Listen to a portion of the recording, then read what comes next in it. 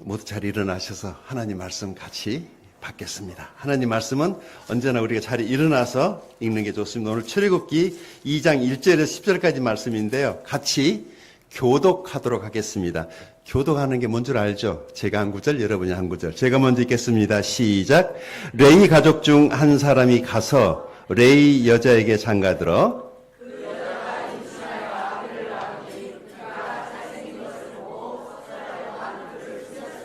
더 숨길 수 없게 되매 그를 위하여 갈대 상자를 가져다가 역청과 나무진을 칠하고 아기를 거기다마 나일 강가 갈대 사이에 두고 바로의 딸이 목욕하러 나일강으로 내려오고 시녀들은 나일 강가를 거닐 때에 그가 갈대 사이의 상자를 보고 시녀를 보내어 가져다가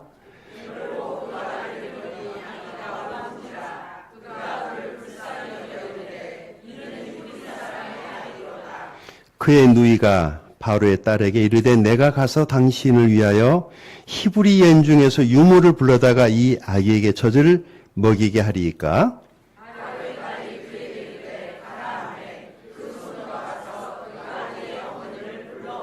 바로의 딸이 그에게 이르되 이 아기를 데려다가 나를 위하여 젖을 먹이라. 내가 그 싹스를 주리라.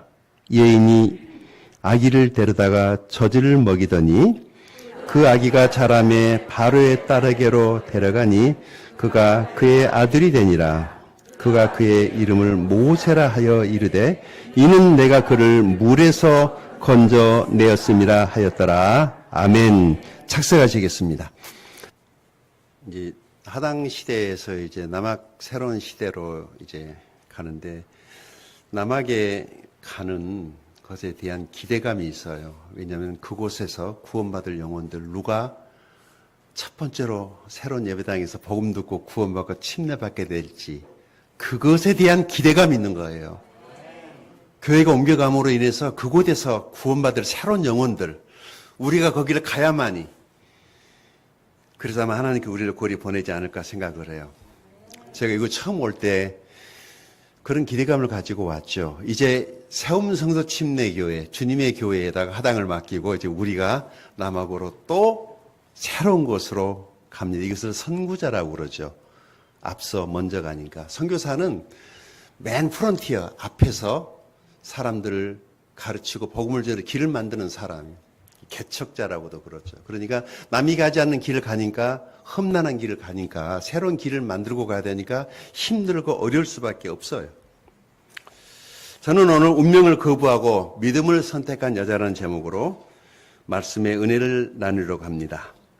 승무원과 승객 100명을 태운 비행기가 하늘을 날아가는 도중에 엔진에 고장이 나서 낙하산을 타고 탈출해야만 했습니다. 그런데 사람은 100명인데 낙하산은 99개밖에 없어요. 사람들은 각각 하나씩 후다닥 메고 뛰어내렸습니다. 이제 낙하산은 2개밖에 안 남았어요. 그런데 사람은 3사람 남았어요. 목사님, 그리고 비행기 기장 어린아이 3명, 유치원 어린아이 3명 남았어요. 목사님이 말했습니다. 나는 예배 시간이 다 돼서 먼저 가야 된다. 고 하면서 가방 하나를 아까 채서 메고는 뛰어내렸어요. 이제 낙하산 하나밖에 안 남았네. 기장이 유치원 어린이에게 말했습니다. 나는 말이야 모든 승객의 안전과 모든 걸 책임져야 될 의무가 있다. 그러니 네가 마지막 남은 낙하산을 메고 뛰어내리렴 하고 아이에게 낙하산을 메주려고 낙하산을 가지러 가는데 2개가 있는 거야. 낙하산이 왜 2개지? 유치원 어린이가 말합니다. 아까 그 아저씨 내 유치원 가방 메고 뛰었어요.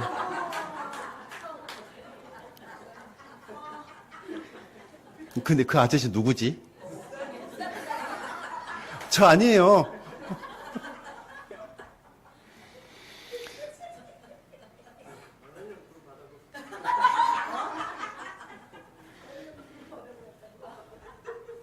사실 여러분 목사가 하는 일이 뭐죠? 기쁜 소식을 전하는 일. 그래서 제가 뭐하러 이곳에 왔어요? 여러분에게 기쁜 소식을 전하러 왔어요. 기쁜 소식이 뭘까? 뭐 말 안 해도 알겠죠. 또 예수님 얘기하려고. 아이고, 징글징글하게 들었잖아요. 예수가 나 때문에 죽었대. 다시 살아났대. 여러분, 징글징글하지 않아요? 저도요, 45년째 듣고 전하고 있습니다. 저도 징글징글해요. 그래도 저는 전해야 되고 여러분은 들어야 됩니다. 그럼 듣는 사람이 힘들까? 전하는 사람이 더 힘들까?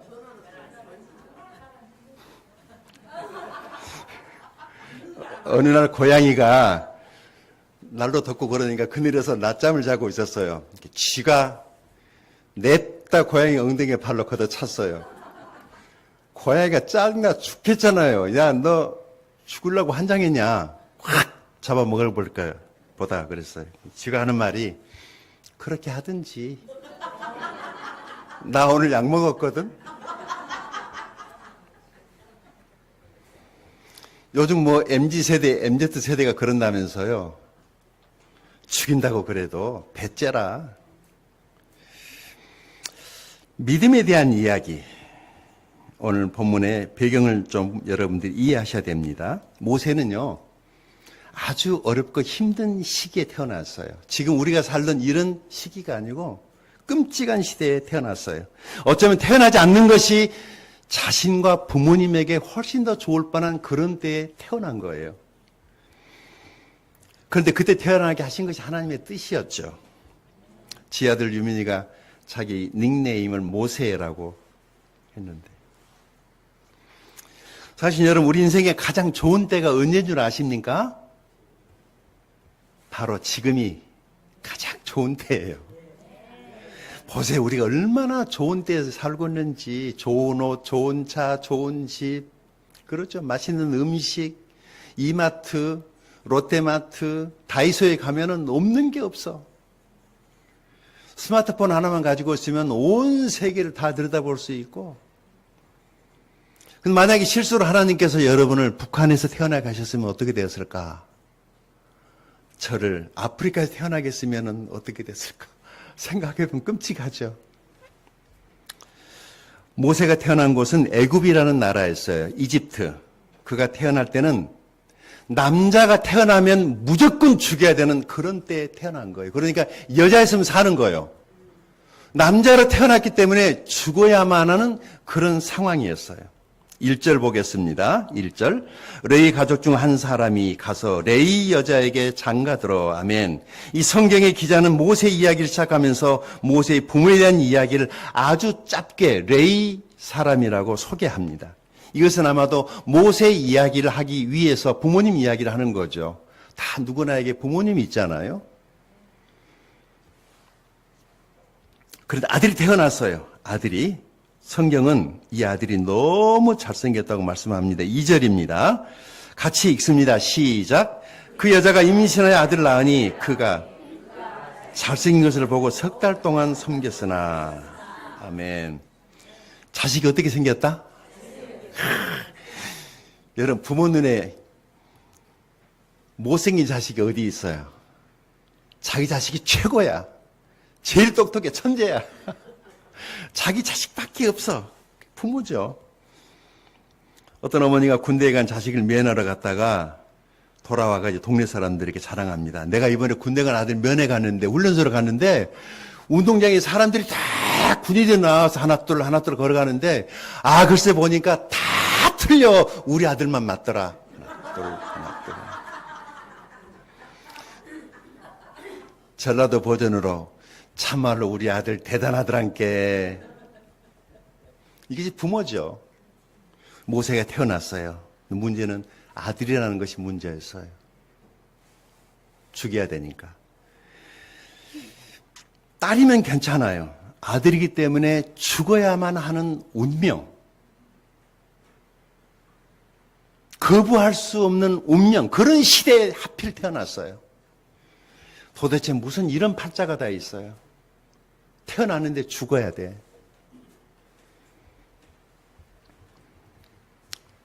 중요한 것은 이것입니다. 모세의 부모는요, 운명론자가 아니었다라고 하는 것이 중요합니다. 그들은 하나님을 믿는 히브리인이요, 레이 족속이었습니다. 이것은 그들이 신앙이라는 것을 말해주고 있습니다. 사람들은요, 어려운 상황에 처하면 자꾸 운명적으로 모든 것을 받아들이는 경향이 있어요. 운명이려니. 그러나 우리 예수 믿고 구원받은 사람은 운명론자가 되어서는 안 됩니다. 우리는 믿음으로 운명을 바꾸는 사람들이 되어야 합니다. 원래 우리의 운명은요, 죄인으로 태어나서 심판받고 죽어서 지옥에 가야 할 운명이 들었어요. 그게 운명이에요. 모든 사람들이 죄인이에요. 이 세상에 올 때 아담의 죄로 인해서 우리는 끊어졌거든요, 하나님하고. 그래, 끊어져 있으니까 하나님이 있는지 없는지 안 믿어지는 거예요. 하나님이 계신다는 것은 내가 예수를 받아들이고 나야만이 그게 이해가 돼요.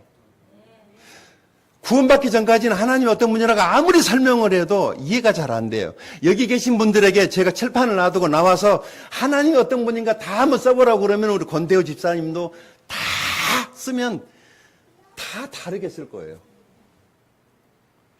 하나님에 대해서 다 각각 생각하는 게 천이면 천, 만이면 만 다 다르게 보는 거예요. 다르게 생각하는 거예요. 자기가 생각하는 하나님이 있어요. 복잡해요. 그런데 구원을 받아야지 흩어진 말이 하나로 집약대성이 돼서 하나님은 우리 아버지 이렇게 되는 거죠. 그게 구원이에요. 근데 구원받기 전까지는 그게 잘 안 된단 말이죠. 사실 여러분, 믿음은요, 운명을 바꾸는 힘이 있어요. 우리가 예수를 믿는다라고 하는 것이 단순히 구원받고 뭐 천국에 가는 거? 물론이죠. 당연히 가겠죠. 그런데 이 땅에 사는 동안에 이미 정해진 우리의 운명을 얼마든지 바꿀 수 있는 힘이 믿음이 쏘는 거예요. 그래서 우리가 주일날 예배에 오고 일부 예배에 오고 또 오고 또 오고 계속 예배 참여하는 이유가 믿음이 어디서 와요? 들음에서 오기 때문에.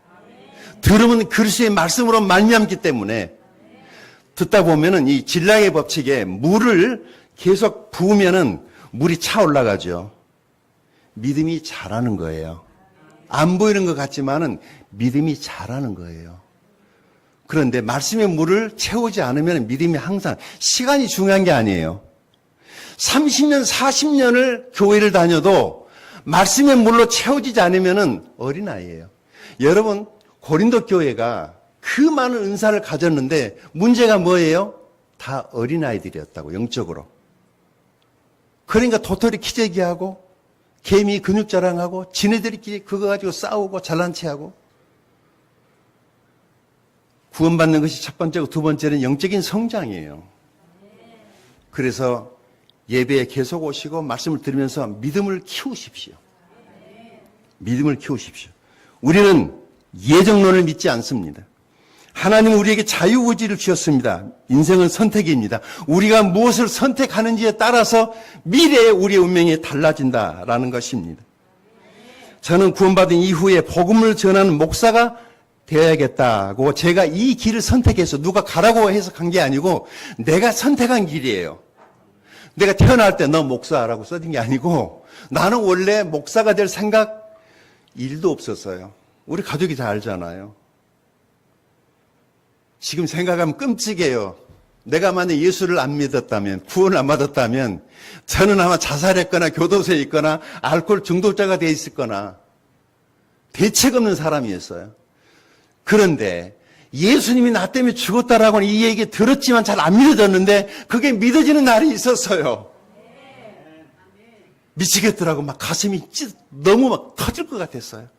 그래서 내게 복음을 전해준 그 복음의 메시지를 나도 다른 사람에게 전해줘야 되겠다. 그래서 목사의 길을 가기로 내가 선택했어요. 운명입니까? 선택입니까? 선택이었어요. 내가 목사로 사는 것은 운명이 아니고 내가 선택한 거예요. 그러니까 힘들어도 가야 되고 어려워도 가야 되고 완전 빼박입니다. 여러분 혹시 소명이라는 말 들어보셨어요? 소명이 뭐죠? 아세요? 이 소명의 사전적 의미, 네이버 지식을 찾아봤더니 임금이 신하를 부르는 명령이라고 네이버 사전에 정의를 해줘요. 혹시 옛날 사극 영화나 드라마를 보면 어명받아라 아마 이런 얘기 들어보셨을 거예요. 어명이요. 그게 소명이에요. 임금님이 불렀어. 그런데 안 오면 끝이야. 듣고도 안 들은 척하면 끝이야. 들었는데 안 와도 끝이야. 오명이라는 거죠. 콜링, 불렀으니까. 여러분, 하나님이 우리를 구원하실 때 하나님의 자녀로 부르셨고 우리를 왕 같은 제사장으로 부르셨고 우리를 목사로 부른 게 아니라 하나님의 자녀로 불렀어요. 하나님의 나라는요, 목사 없어요. 장로 없어요. 권사 집사 없어요. 그냥 하나님의 자녀만 있어요. 이 땅의 목사는 너 목사 이게 아니고 태어날 때 목사로 명찰 달고 나온 게 아니고 내가 선택해서 가는 거예요. 얼마 전에 손바닥에다 왕자 써가지고 나와가지고 대통령이 된 사람이 있습니다. 지가 무슨 왕이나 되는 줄 알고 오지랖 하다가 지금 어디에 있죠? 지금 왕정 시대가 아니잖아요. 우리 기독교에서는 소명을 말할 때 사람이 하나님의 일을 하도록 하나님의 부르심을 받은 일을 소명이라고 말을 해요. 하나님의 일을 하도록 부르심을 받은 사람. 목사만 그 일에 부름받았나요? 그게 구원받은 모든 사람들에게 동시에 주어진 거예요. 만약에 목사나 전도사나 집사만 그런 하나님의 일을 하기 위해서 부름받았다라고 하면 여러분 뭐죠? 시다발인가? 아니에요. 하나님은 우리 모두가 다 하나님의 일을 하도록 부름받은 거예요. 다만 목사는 하나님 말씀을 여러분들에게 선포할 수 있는 특별한 직무를 가졌지 그 이상도 그 이하도 아니에요. 우리는 선지자도 아니고 제사장도 아니에요. 그런데 목사가 되려면 신학교에 가서 공부하고 열심히 사역 훈련 받으면 다 목사 될 수 있죠. 누구나 다 될 수 있어요. 설명해 줄까요? 중화요리 수타면 만들 때 나도 저거 있으면 좋겠다라고 자기가 하고 싶으면 그거 배우면 되죠.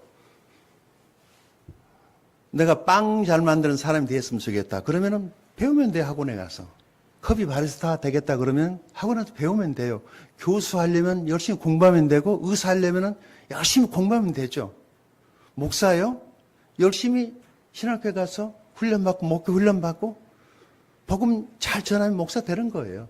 특별한 사람만 내가 왜 얘기하냐면 예정론이라고 하는 것이 사람들을 이상하게 구별한단 말이죠. 하나님은 사람 위에 사람 없고 사람 위에 사람 없게 하셨어. 평등, 자유, 박애. 이게 기독교의 기본 정신 아닙니까? 그래서 학생이 공부할 때 물어보겠습니다. 교과서 중심으로 공부해야 돼요? 참고서 중심으로 공부해야 돼요? 시험 문제는 어디를 중심으로 출제하죠? 교과서에 나오죠. 그러니까 학교에 가면은 교과서를 가르치지 참고서를 가르치지 않아요. 학원에 가면은 참고서로 공부합니다. 시험은 교과서에서 나오기 때문에. 자, 우리 신앙인에게 있어서의 교과서는 뭘까요? 그럼 참고서는? 신학이에요.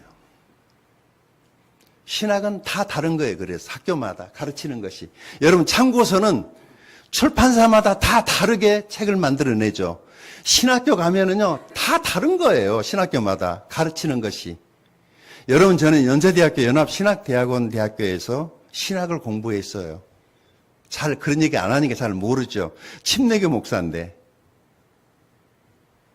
가서 공부했더니 신학이라는 게 결국에 성경을 어떻게 해석하느냐에 따랐는데 너무 어렵게 얘기를 하면 사람들이 힘들어해요. 그래서 제 고민은 뭐냐면은 가능하면 성경 교과서를 쉽게 여러분들이 이해할 수 있도록 그게 제 고민이에요. 너무 어렵게 말하면 교회 처음 온 사람들 졸도합니다. 예배 끝나고 나갈 때 혹시 오늘 설교 기억하나 그러면은 다들 오늘 뭔 얘기지 모르겠다. 듣긴 들었는데 뭔가 좀 문제 있는 거죠. 아무튼 설교할 때도 성경을 가능하면 쉽게 하려고 저는 애를 씁니다. 빌립보서 2장 13절을 보겠습니다. 같이 읽을까요? 시작. 너희 안에서 행하시는 이는 하나님이시니 자기의 기쁘신 뜻을 위하여 너희에게 소원을 두고 행하게 하시나니. 아멘. 자, 하나님이 일하시는 방법이에요. 먼저 어떻게 해요? 우리 안에서. 두 번째,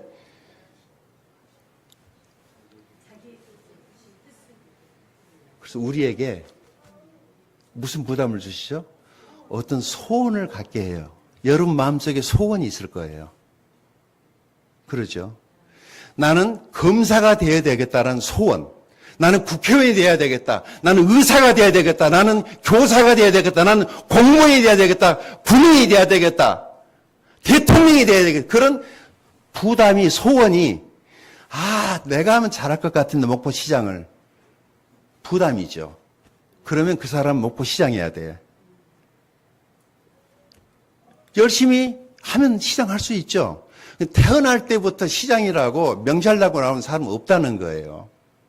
하나님이 일하시는 방법은 먼저 우리에게 뭘 주신다? 소원. 자, 다시 묻겠습니다. 여러분의 소원은 무엇입니까? 우리의 소원은 통일. 어떤 학교에서요, 앞줄에 앉아있는 학생에게 선생님이 물었어요. 야, 영숙이, 너 꿈이 뭐냐? 그러니까, 네! 제 꿈은요, 그냥 평범하게 사는 거예요. 좋은 신랑 만나가지고 결혼해서 자식 낳고 평범하게 사는 거예요. 선생님 실망했죠. 그 뒤에 앉은 민호! 너는 꿈이 뭐야? 그랬더니, 제 꿈은요, 별거 아닙니다. 앞에 앉은 영숙이 결혼해서 아기 낳을 때 제가 조금 협력하고 싶을 뿐입니다. 여러분, 믿음과 운명론을 혼돈하지 않기 바랍니다. 제가 이 말한 이유는 모세의 어머니 믿음 이야기를 하려고 그래요. 모세의 어머니를 보면 제 말을 이해할 수 있어요. 모세의 어머니는 사랑하는 아들을 운명에 내던지지 않고 믿음으로 전혀 다른 길을 선택을 해냅니다. 어떻게 할 수 있어요? 아들을 석 달 동안이나 숨겨둔 거예요. 놔두면 죽으니까 숨겼어요. 그런데 더 이상 숨길 수 없다는 것을 알았어요. 그녀는 당연한 사람들이 말하는 운명을 거절하기로, 거부하기로 결심한 거예요. 나는 내 아들을 살릴 거야. 그냥 이대로 죽게 내버려둘 수는 없어. 근데 우리가 좀 이해할 게 있어요. 창세기라고 하는 책은요, 출애굽기하고 연결이 돼 있어요. 그러니까 출애굽기는 창세기 후속편이죠. 창세기를 보게 되면 이스라엘이 애굽으로 들어가면서 끝이 나요. 그런데 출애굽기는 이스라엘이 애굽에서 나오면서 끝이 나요. 그러면 왜 하나님께서 이스라엘 백성을 이집트로, 애굽으로, 남의 나라로 보냈을까? 궁금하지 않으세요?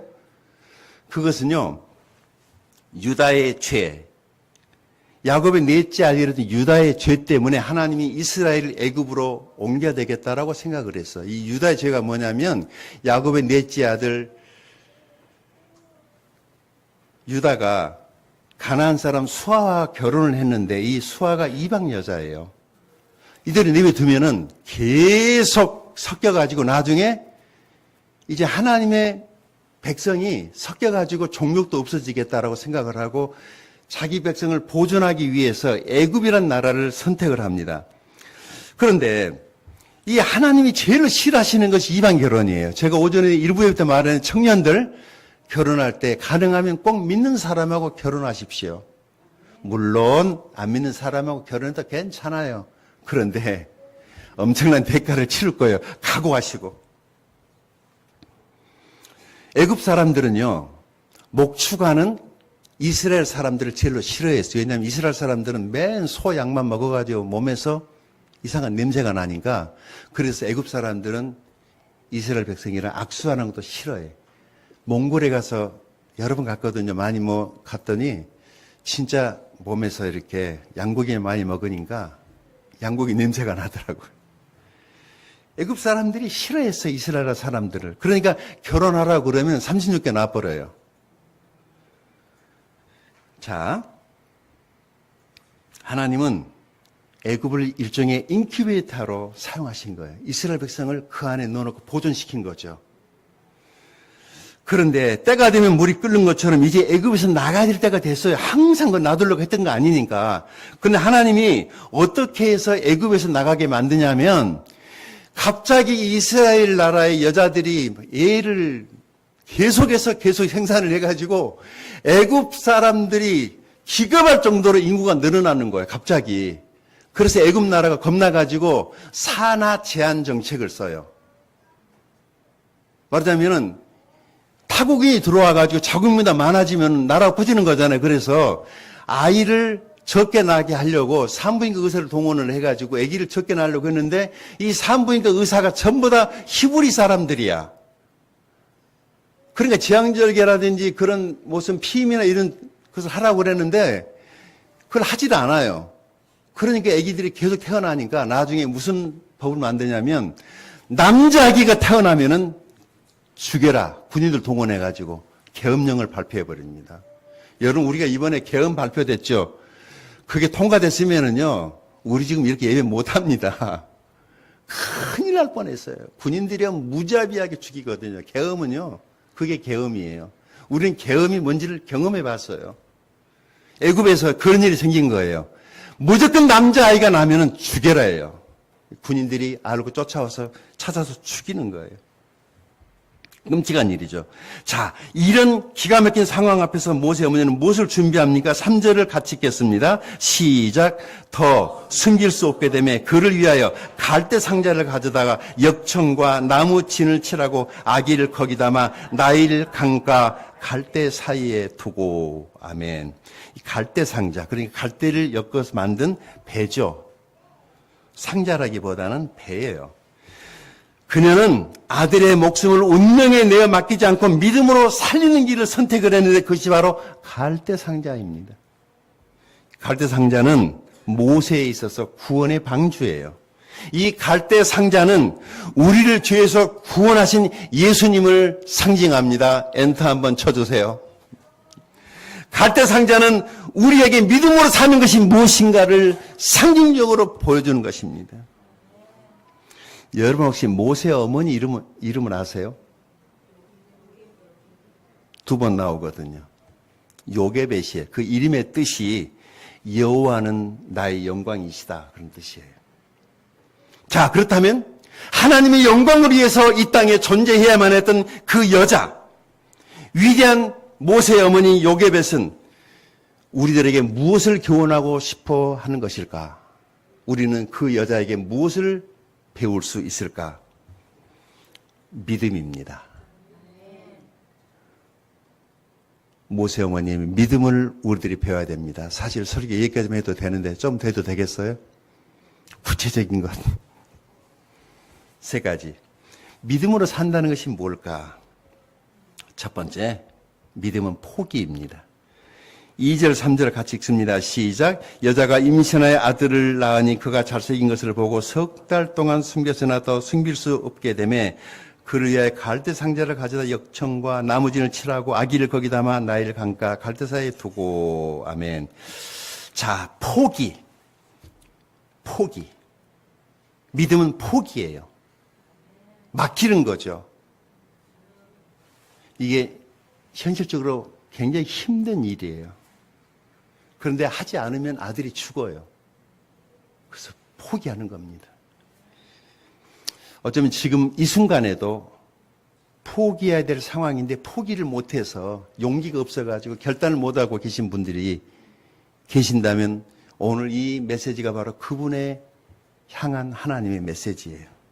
어쩌면 저처럼 성격이 우유부단한 사람이 들어야 할 하나님의 메시지입니다. 저는요, 포기해야 될 때 포기를 못 해가지고 엄청 얻어 터지고 또 터지고 박살나고 찢어지고 그런 경험이 있습니다. 지금 생각해 보니까 이 포기도 믿음이라는 걸 알았어요. 선택도 믿음이지만 포기도 믿음이에요. 무엇을 선택하느냐도 믿음이 중요하죠. 그런데 포기할 때도 믿음이 필요해요. 이 어머니가 자기 아들을 살리기 위해서 갈대로 바구니를 만들고 아들을 거기에 올려놓고 자, 강물에 띄어보냅니다. 상상 한번 해보세요. 피눈물이 쏟아지는 겁니다. 어떻게 이게 손에서 떨어져요? 어떻게 이것을 놉니까? 강물 위에. 그런데 놔야지 사는 거예요. 놔야지. 어머니가 어떻게 놓냐면은 믿음으로. 믿음으로 포기를 했어요. 믿음은 포기입니다. 여러분이 그토록 갖고 싶은 것을 포기하면 그게 믿음이에요. 근데 잘 안 되죠. 눈에 넣어도 아프지 않을 사랑하는 아들을 포기합니다. 믿음으로. 그래서 모세를 담은 갈대상자는 모세 어머니의 믿음의 표시입니다. 우리가 예수를 믿을 때 이 세상을 포기하는 것입니다. 맞습니까? 오늘 저와 여러분이 모세 어머니의 요괴벳의 믿음을 본받을 수 있기를 축원드립니다. 흔히 모세를 가르쳐 예수 그리스도의 모형이라고 말할 때 여기 나오는 갈대, 역청, 나무, 진 이 모든 것들은 예수님의 고난과 십자가를 예표하는 것들이기 때문에 그렇습니다. 그리고 요괴벳은 예수님의 어머니 마리아를 생각나게 합니다. 그때는요, 처녀가 아기를 낳으면 돌 맞아 죽는 시대였더랬어요. 마리아는 선택을 해야 됐습니다. 천사가 왔어요. 네가 아들을 낳을 거야. 예스 하면은 진짜 자기가 잉태하게 되는데 세상 사람들이 알면은 자기는 돌 맞아 죽습니다. 그런데 마리아가 믿음으로 예스 하잖아요.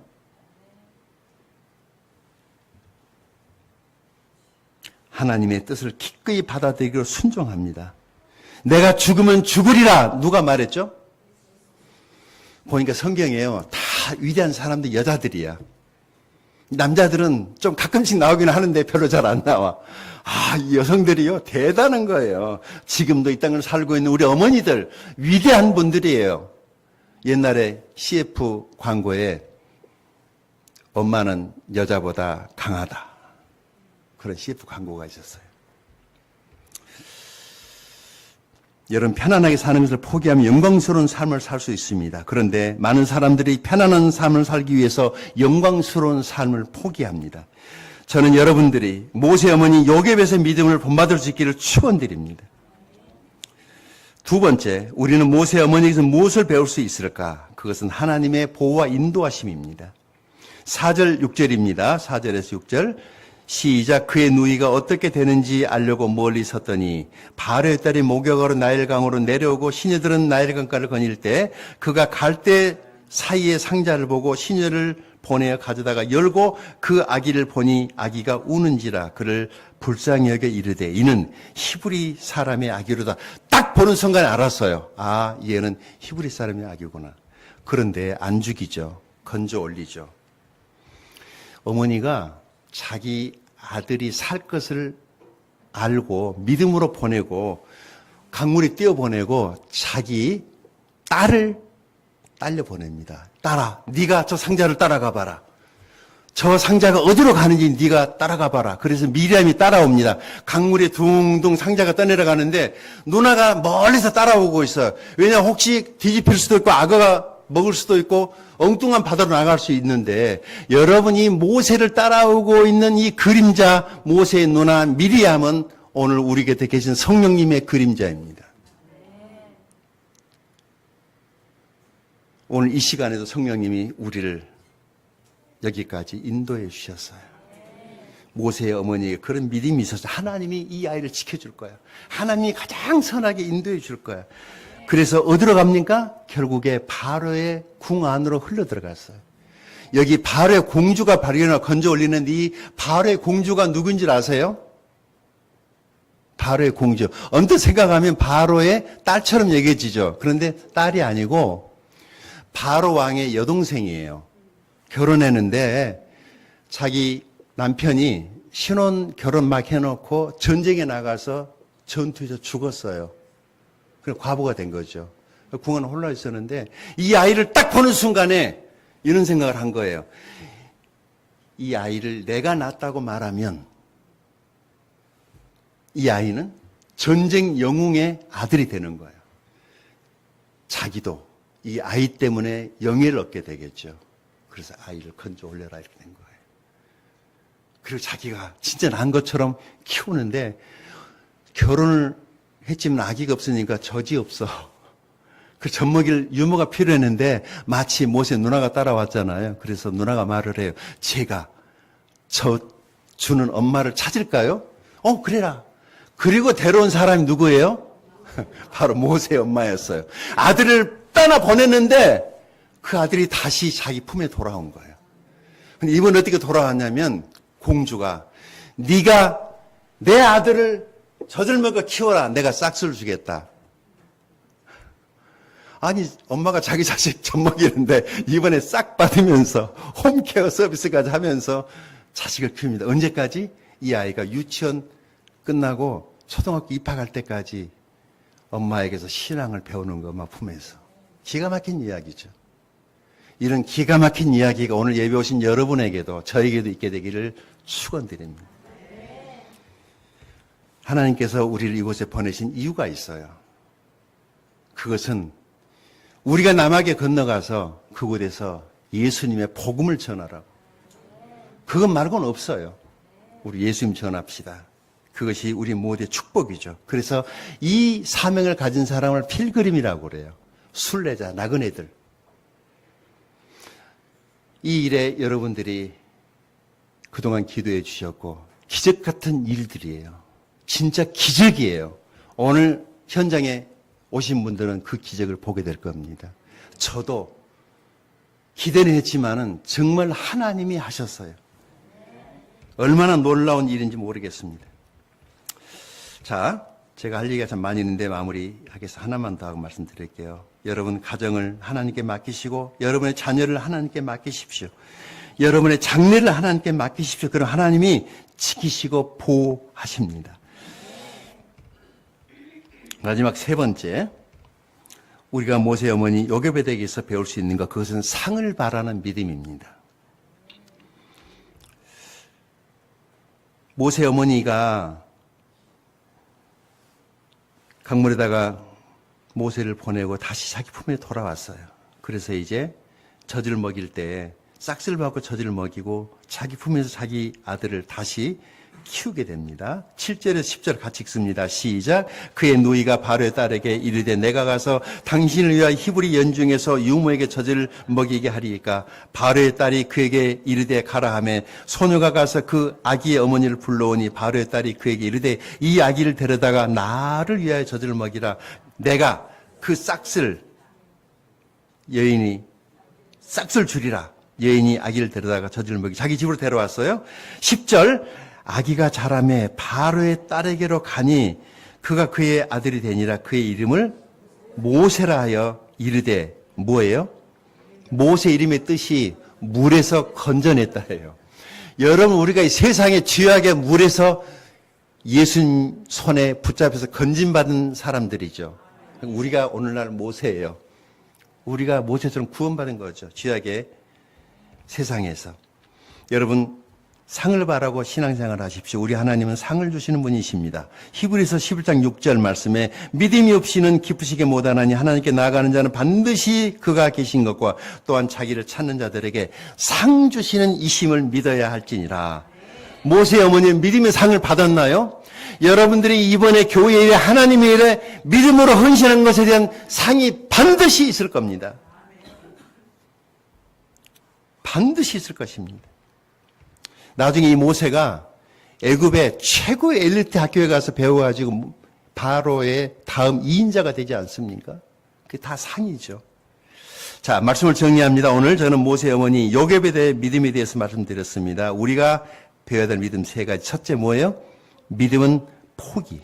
두 번째, 하나님의 보호와 인도하심을 믿어야 합니다. 세 번째, 상을 바라는 믿음이 있어야 된다. 짧은 이해하는 말씀드리고 제 설교를 마치겠습니다. 어느 대학 교수가 아내와 외식을 하기 위해 저녁에 만나기 식당을 예약을 해놨어요. 먼저 가서 한참을 기다리다 안 와.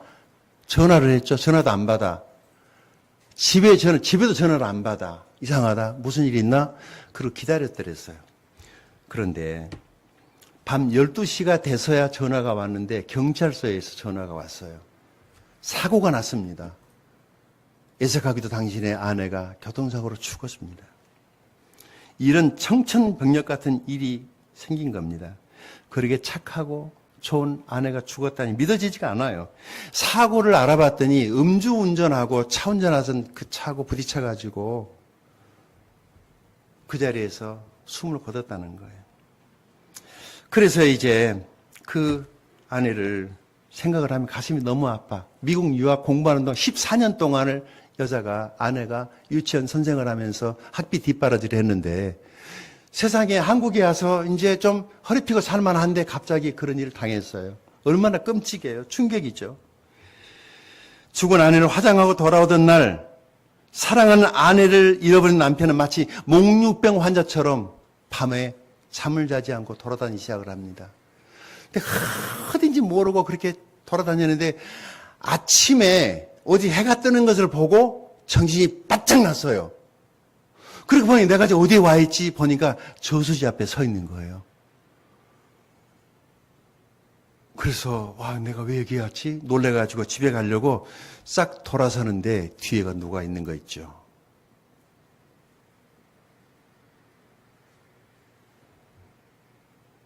늙은 아버지가 자기 뒤에 서 있는 거예요. 왜냐하면 아버지가 이 아들이 아내 잃어버리고 정신없이 밤에 돌아다니는 걸 보고 저렇게 있다가 큰일 나겠다 싶어가지고 아버지가 밤새 아들의 뒤를 따라왔던 거예요. 그리고 아들이 놀랄까봐 뒤에 서 계셨어요. 여러분, 그 아버지가 우리 하나님 아닙니까? 기도하십시다. 오늘 어떤 하나님의 음성을 들으셨습니까? 믿음으로 산다는 것이 무엇인가? 나의 등 뒤에서 나를 하나님은 바로 도우시는 주 내 곁에 내 등 뒤에 계십니다. 나의 인생 나의 힘들고 길에서 가슴 터지고 속상하고 원통함을 아십니다. 고나요 낙심하고 포기하고 싶을 때 하나님 내 아버지는 여전히 나를 응원하고 계십니다. 여러분 믿음으로 다시 일어서십시오. 하나님을 믿는 믿음으로 다시 일어서십시오. 포기하지 마십시오. 죄 짓는 일만 아니라 무엇이든지 하십시오. 우리는 영광스러운 하나님의 자녀들 아닙니까? 모세의 어머니 요게벳의 믿음을 본받으십시오.